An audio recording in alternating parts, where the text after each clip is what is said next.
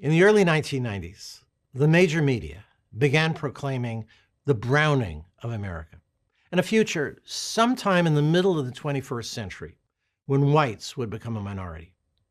Barack Obama's election in 2008 seemed to announce that the future had already arrived ahead of schedule. Based on the demographic trends, analysts suggested that Democrats would dominate American politics. The result was overconfidence among liberals and panic among conservatives. Immigration was certainly changing the makeup of the American people, but the forecasts were wrong about whites becoming a minority of the population and Democrats inevitably becoming a majority of voters. I'm Paul Starr, and my new book, American Contradiction, Revolution and Revenge from the 1950s to Now, explains why that vision of a minority-majority America was an illusion. Here's the short explanation.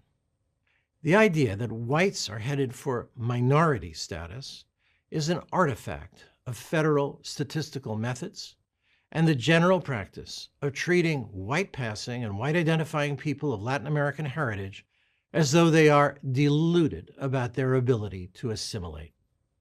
In my book, I go into detail about how the minority-majority illusion developed. Here's one part of the story.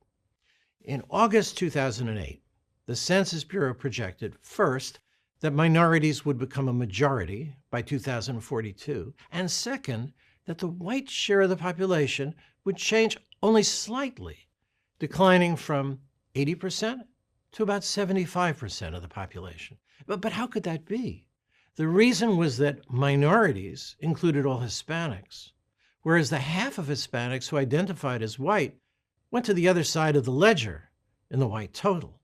But the media mostly declared that whites were becoming a minority.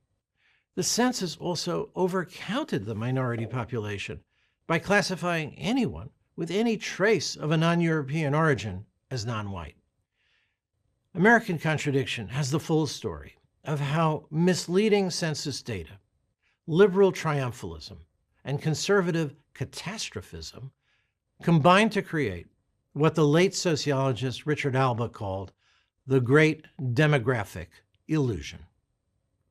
Thank you.